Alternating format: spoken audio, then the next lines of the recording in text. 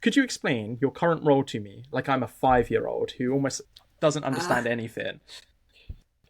uh, my, my current role is two parts.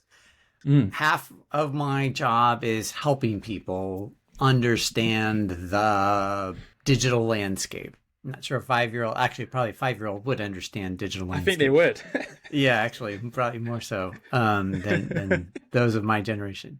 And then the other half is looking at the future and how the future will change what we do today, or can change what we do today.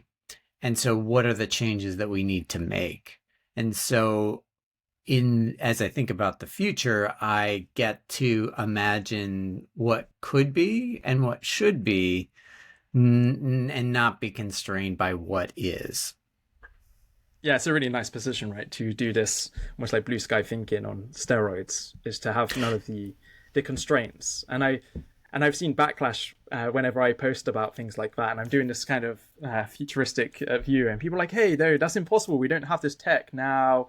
And I almost feel like people in the procurement space at times are very resistant to this kind of thinking, which I find very frustrating.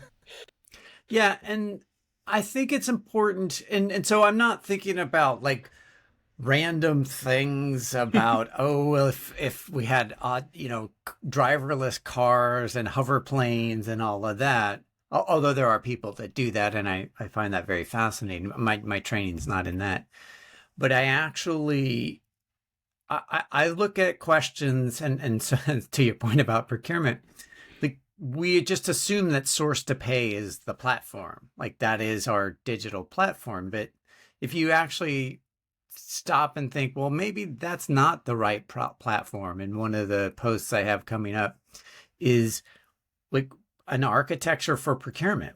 I make the argument that we need one, and Mm. what does that look like? And it's not that it has to be so vastly different. In fact, I argue that it sits within the cloud platform, within the ERP construct, but we get to define what we need for procurement. And similarly for the supply chain, we are anchored into this idea that the ERP is the center of our systems. And so as a futurist, I get to ask the question, well, what if that wasn't the case? And more importantly, I get to make the argument that, hey, we need to move beyond the ERP.